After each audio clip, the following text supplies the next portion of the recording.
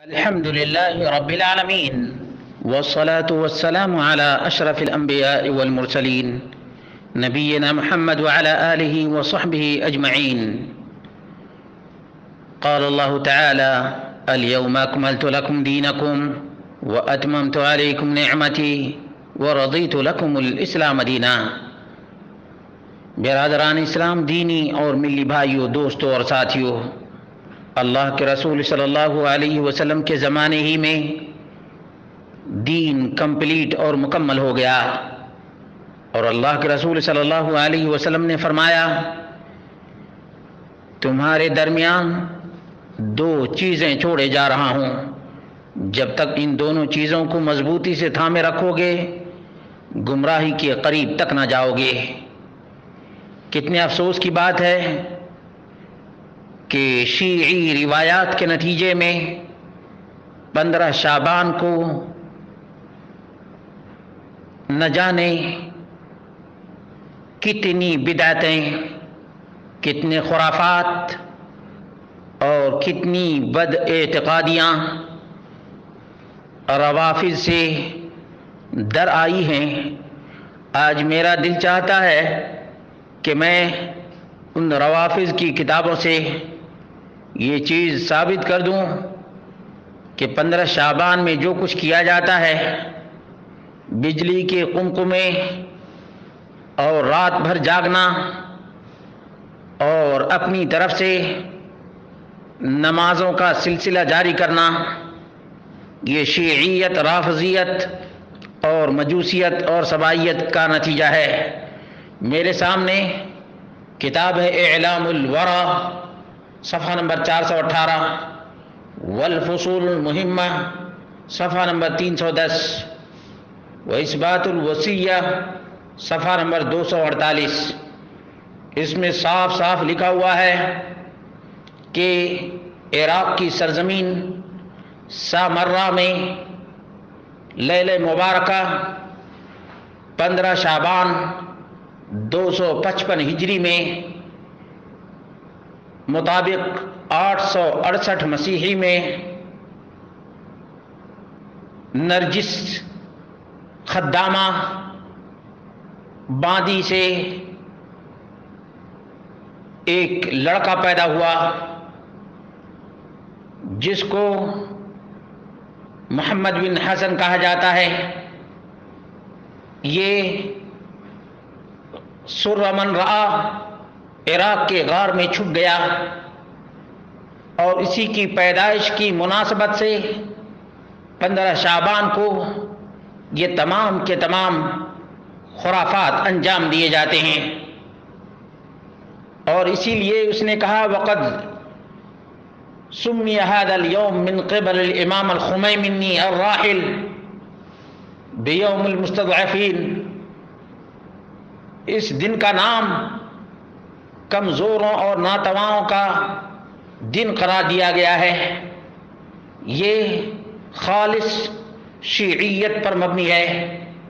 اسی طرح سے دوسری کتاب ہے مفاتیح الجنان، اعمال لیلۃ النصف من شعبان، عباس القمی کی کتاب ہے. اس میں لکھا ہے: ہی لیلۃ بالغۃ الشرف، یہ بہت ہی شرف و منزلت والی 15 شعبان کی رات ہے. جعفر صادق سے مروی ہے اور امام باقر سے پوچھا گیا 15 شعبان کی فضیلت کے بارے میں، تو انہوں نے کہا: یہ افضل اللیالی بعد لیلۃ القدر، شب قدر کے بعد سب سے افضل رات یہی ہے. فیہا یمنح اللہ العباد فضلہ، اللہ رب العالمین اپنے بندوں کو اس رات اپنا فضل و کرم کرتا ہے. وَيَغْفِرُ لَهُمْ بِمَنِّهِ، اور اپنی منت اور احسان کے ذریعے سے ان کو معاف کر دیتا ہے. اللہ رب العالمین کی قربت کو تلاش کرو، کیونکہ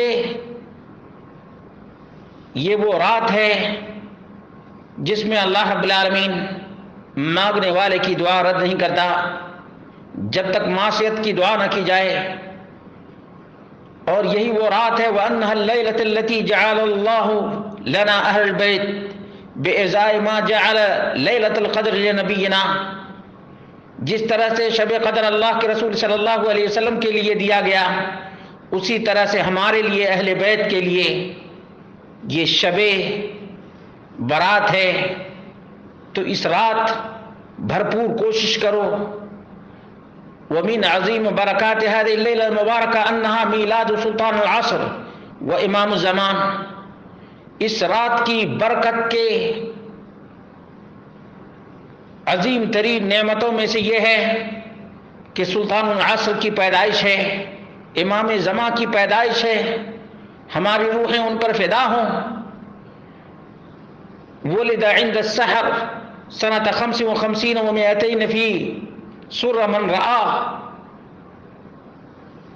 امام زمان 255 ہجری میں سحری کے وقت سر من رآ میں پیدا ہوئے۔ وهذا ما يزيد هذه الليلة شرفا وفضلا۔ اور امام زمان کی پیدائش کی وجہ سے اس رات کا شرف اور منزلت و مقام بھی بڑھ گیا۔ اس لیے اس رات میں غسل کرنا چاہیے۔ فإنه يوجب تخفیف الذنوب۔ اس رات غسل کرنے سے گناہ جھڑتے ہیں۔ نمبر 2، اس رات کو نمازیں پڑھنی چاہیے۔ احیاؤها بالصلاة والدعاء والاستغفار كما كان يصنع الامام زین العابدین۔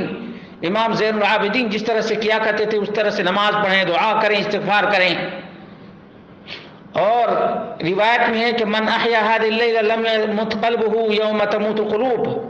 جو 15 شعبان کی رات کو بیدار رہے گا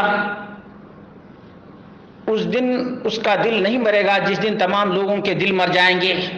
نمبر 3، اس رات ان نمازوں کو ادا کرے جو وارد ہوئی ہیں، اور خاص طور سے صلاۃ جعفر تیار، صلاۃ جعفر تیار بھی ہے۔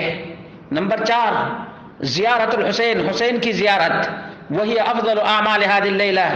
اس رات کے افضل ترین اعمال میں سے ہے حسین کی قبر کی زیارت۔ وتوجب غفران الذنوب، گناہوں کے مٹانے کا سبب ہے۔ وقراءة مجموعة من الأدعية الواردة في هذه الليلة، اس رات جو دعائیں وارد ہیں وہ کرنی چاہیے۔ یہ عباس القمی کی کتاب ہے۔ مسلمانوں، تم ان باتوں کو سمجھنے کی کوشش کرو کہ شیعہ رافضی نے کس طرح سے شب برات کو ایجاد کیا ہے، اور کس طرح سے یہ کرسچن کی طرح جیسے وہ کرسمس ڈے مناتے ہیں اسی طرح سے یہ اپنے امام زمان مسردب اور ڈرپوک غار میں چھپا ہوا 1200 سال سے یہ غار میں چھپا ہوا اس کی پیدائش کا دن منا رہے ہیں۔ آخر تم بھی کیا ان کے نقش قدم پر چلنے کے لیے تیار ہو؟ اگر نہیں تو آج سے تہیہ کر لو اور عزم مصمم کر لو کہ ہمیں شب برات نہیں منانی ہے، اور نہ ہی اس رات جاگنا ہے، اور نہ ہی اس رات بجلی کے قمقمے اور طرح طرح کے خرافات اور حلوے ماڈے پکانا ہے۔ خاص طور سے خواتین کو اللہ رب العالمین سے ڈرنا چاہیے۔ شیعیت اور رافضیت نے دین اسلام کو داغدار کرنے کے لیے شب برات ایجاد کیا ہے۔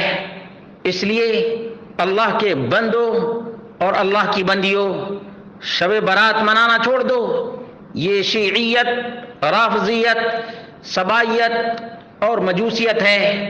دین اسلام سے اس کا کوئی واسطہ اور کوئی تعلق نہیں ہے، نہ رب کے قرآن میں ہے اور نہ نبی کے فرمان میں ہے۔ صحابہ کرام اس رات کو جانتے بھی نہیں تھے۔ یہ جب سے شیعہ جنم لیے تب سے انہوں نے دین اسلام پر یلغار کرنا شروع کر دیا ہے۔ ہمیں بیدار رہنے کی ضرورت ہے اور ان کی چال بازی کو سمجھنے کی ضرورت ہے۔ اللہ رب العالمین ہی توفیق دینے والا ہے۔